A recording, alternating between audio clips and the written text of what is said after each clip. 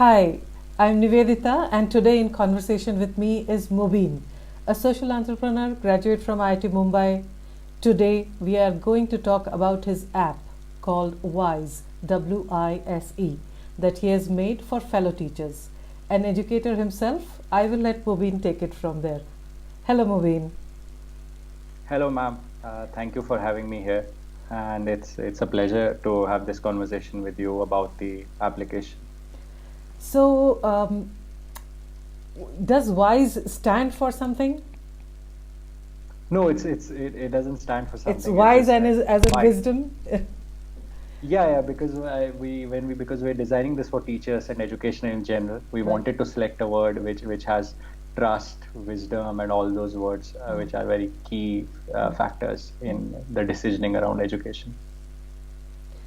So, do tell, why did you think of making it, and what are some of its key attractions for teachers? So I just created it out of my own needs. As you introduced me, I'm a teacher myself. I've been teaching for past 7 8 years, and once COVID happened, I like all the teachers across the globe started teaching online. And when I started teaching online, I realized it's very complicated. And even if I figure out how to do the live classes, be it Zoom, Google Meet, or any other platform, even then the learning experience is incomplete because teaching is not just taking a class, it's sharing resources, it's having conversations with students, it's allowing students to have those conversations. One thing that COVID has made us realize was school was more than just a knowledge transfer. It was a social setup where students learned and teachers exchanged ideas. So that was just missing in online. And I, being relatively tech savvy, I was able to figure out solutions for each and everything. Like there is WhatsApp for discussions, there could be Google Classroom for certain problems, and Zoom for taking the live class. But the experience wasn't holistic, and I realized like I'm finding it very difficult. Most of the teachers in the country or across the world would find it extremely challenging. And the more I spoke to teachers, I realized that the only fixation is about the live class, and every other thing is just missing. So it's a completely, let's say, an unorganized or an incomplete learning experience for students. Right. Because what we are seeing is the collaboration part of it. It has again gone back. The tech has taken us back to very chalk and talk, very didactic, very I'll tell you, listen kind of setup.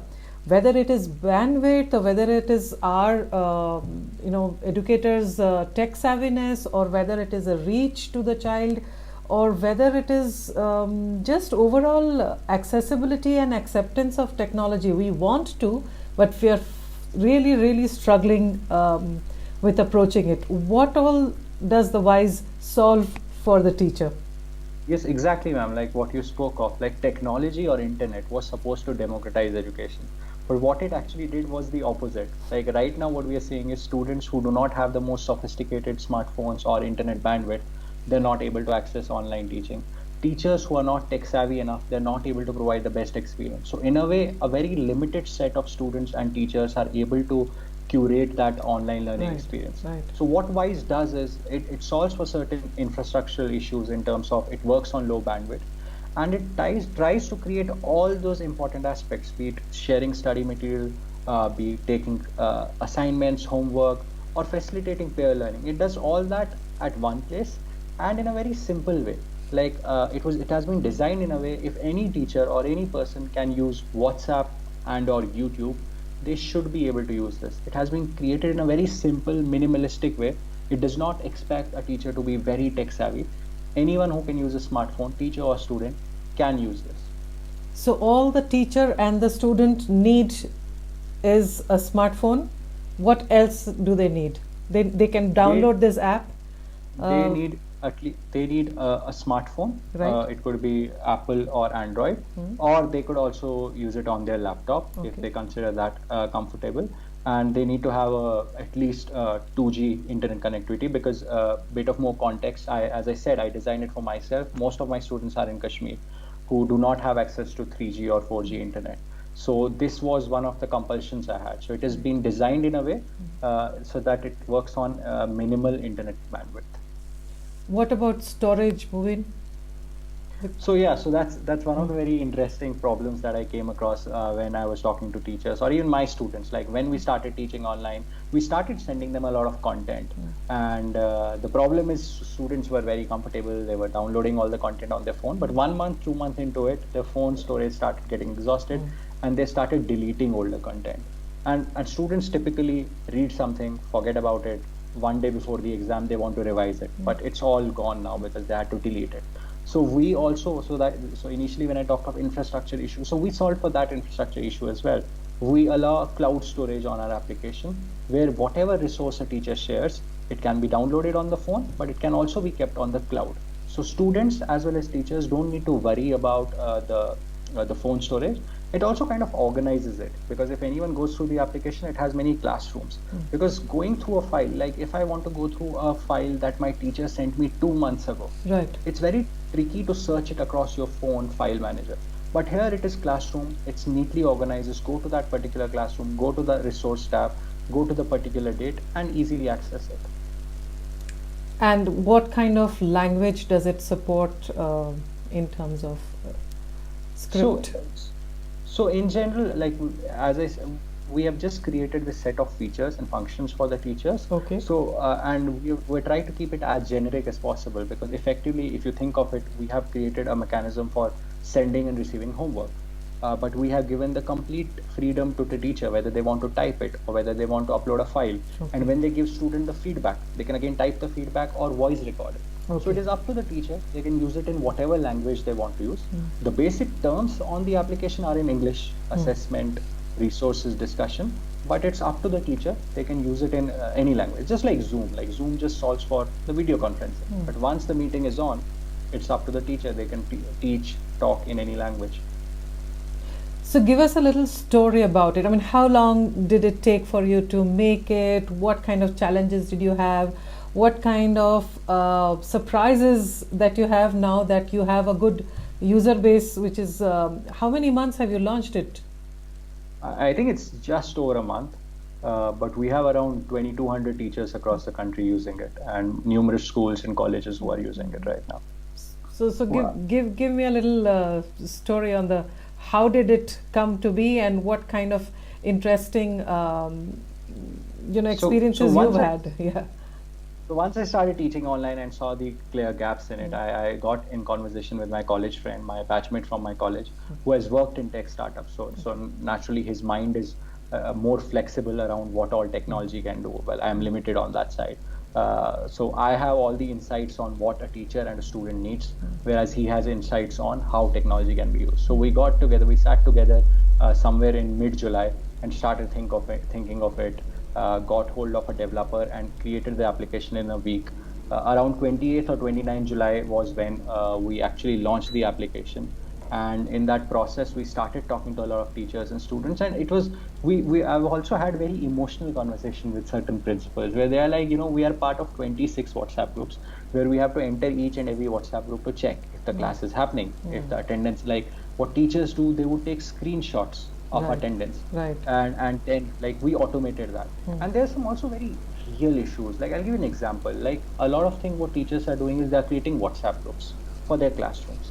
In many cases, especially in senior classes, what is happening is once you create a WhatsApp group, phone number of each and every student is known to each and every student, and they're having real issues which people do not talk about openly, where some of the girls in the class have got some random messages because their numbers all of a sudden are public. Right. So we've also solved for these very critical, nuanced issues, and ensure that a teacher only focuses on teaching. Because right now a teacher is focusing on sending Zoom invites, organizing WhatsApp group. Spam does not happen on. Like they've created WhatsApp groups, but the thing about WhatsApp is you have random forwards coming in from your relatives or friends, and sometimes they accidentally get sent into these groups. Very disorganized, because the idea of education, there's a very strong ritual around it. Right. The reason you go to school to study, there's an element of seriousness. There's a place where education is happening. It should be similar online.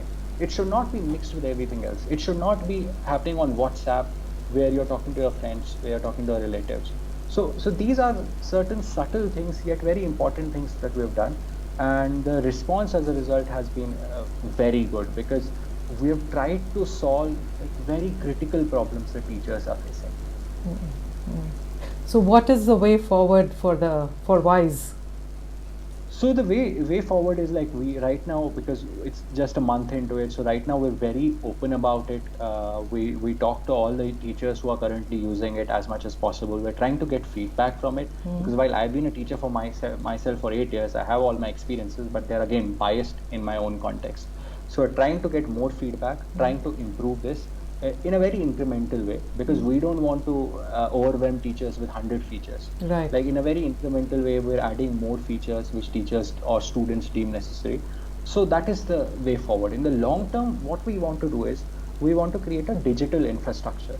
What that means is, in an offline, although the barrier to entries are high, but if I want to start teaching, it's very straightforward. I rent a room, get furniture, get a board, get a printer, and I start teaching, give some advertisements in the newspaper.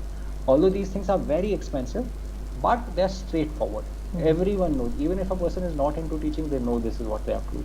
Online, there are too many unknown. It's very cheap, but it's very unknown, very challenging. So we want to create a digital infrastructure where any teacher who says that I want to teach, they can just start teaching there, and the student can join. Because the most interesting thing, I'll give you an example. I'm talking to this Dr. Manoj from Punjab. He's a professor in university. So I told him he's been using it for 1 month. Like, he's such a fan of this application. He has himself created YouTube videos on how to use the app. Like he has actually created better videos than I have created. So I told him, what has been your best experience so far? So he told me something very interesting. He told me that I've been teaching chemistry for 10 years. Now I'm teaching online. I started teaching through your application. You know what? I'm teaching 34 students. And for the first time in my life, 4 of them are from Pakistan. He teaches in Punjab. And he's also teaching students in Pakistan, because this is the kind of things that technology was supposed to do.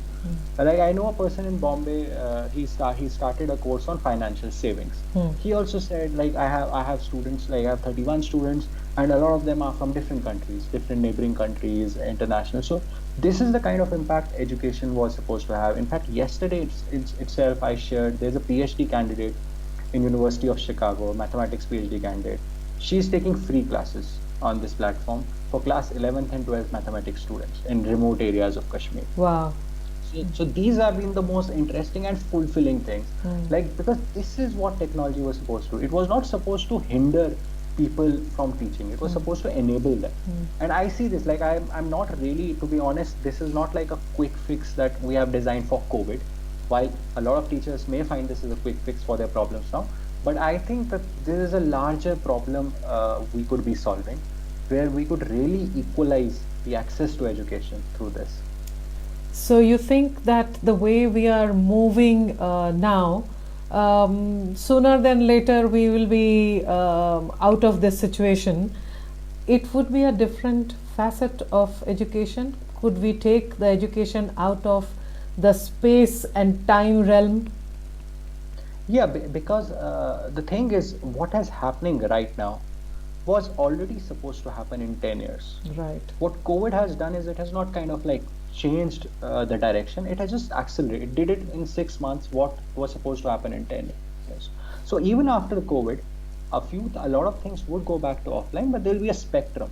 Like, if you think of before COVID, if you think of Harvard University, they have offline classes, but all their assignments, all their resource sharing, everything used to happen online. So that was already happening, and that was slowly, like, people in the spectrum were shifting towards online.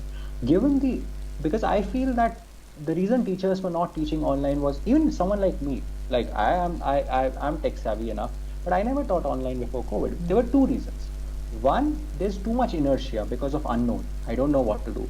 And second, there is a lack of digital infrastructure that I spoke of, where there's no straightforward way to do it. Right. So we are trying to solve for that digital infrastructure, and what COVID has really done is it has solved for the inertia part. So I see in future a lot of these digital only tutors, a lot of teachers, like, for their own income, like, who have skills, who are, because a lot of youngsters in our country, like, they are kind of jobless, they are preparing for many competitive exams, UPSC and all, but they have the skill set to teach something. Right. But they cannot, because then they need to get full-time employed somewhere. The time they don't have. But through online, they just need 1 or 2 hours a day, assuming a digital infrastructure is in place. So this solves problems at both ends, from the teacher end as well as the student end, who could get access to this. That's a very hopeful, forward-looking educator, I must say, because I think while you are solving it by tech, but your whole vision is very educator. Yeah. So you think There's one more. yeah, sure, go ahead. Yeah, I'll just add one more interesting aspect I'll share you. Like how this actually entire thing started is when I figured out how to teach online. Somewhere in the end of April, I don't have a big Twitter following. I think at that time I had around 1,000 followers, and I just tweeted, I will be teaching class 10th mathematics free of cost. I just tweeted that. In 2 days, in 36 hours, I had 1,000 plus registrations on Google Form. Seriously. And yes, and the next day then I tried to buy SMS gateway to send them SMS about Zoom links, and in 3 days I started teaching because 1,000 participant is very expensive in Zoom. So I started teaching 500 people at a time in 2 sessions. So every day I used to teach for 3 hours that, and I did that for a couple of months. And I noticed something very interesting, because when you read names, you are, broadly speaking, you are able to figure out the gender of the students. So I noticed around 40 to 45% of my students were girls. Normally, when I teach offline, around 25 to 30% of my students are girls. Because even today, even in tier 1 cities, not just tier 2, tier 3, parents are slightly hesitant of sending girls for tuitions because of public transport, because of safety issues, and so on. They're not allowed beyond certain hours. Right. Online kind of solves for that as well. Like, think of the potential we could be unlocking if we have more girls being able to learn. I'm not trying to say that that's the solution. Like, girls should be safe to walk out at any point of time during the day. But while that systemic issue remains in the country and the world, think of the kind of potential that could be we could be unlocking if girls at home could just be able to get the quality education that they deserve to get. So that's why I have such a futuristic vision for it, because I see this solving problems that offline just cannot. Yeah, it solves problem across all kind of special situations, whether it is distances or genders or abilities, physical abilities, access to a good teacher across. You think this can get systematized in some manner, that it will become mainstream? I think it will get, like, what it needs is it needs to get like more organized, but at the same time it needs to be very, very decentralized. Right. Because only that way there will be more versatility, more accessibility, more reach. Like it should not be like a centralized, like a few teachers or a few thousand teachers taking expensive courses, then it's just doing the same thing but online. It should be very versatile, because that is why our focus is on infrastructure. Like, we at WISE, we don't offer any courses. Like, there's no course that a student can start. There are teachers who use it, because we want teachers from every language, every culture start using it and giving contextual education to their own students. Right. So it should be systematic in terms of the process should be very easy. It should be as straightforward as offline, but at the same time it should be very decentralized. So thank you, Mubin. I think your app, as you gave a demo to me, it has those fundamental tenets or the fundamental structure, the basic template with which all teachers can operate and do operate on a regular basis. Here is wishing you, your team, and us as educators, many more of you. WISE was launched last week of July and now already more than 2,000 teachers across country using it, and congratulations for getting the Atma Nirbhar Bharat story in there, because it is something we can be proud of. It is homegrown, it is very in our context, and it can be used across the developing nations. And I think in developed nations as well, where access is an issue of any kind, whether for disability or tech, where access is an issue, this could be an apps like this or efforts like this would go a long way, as you say, in democratizing of education. Thank you. Yes, ma'am. Thank you. Thank you. All the best.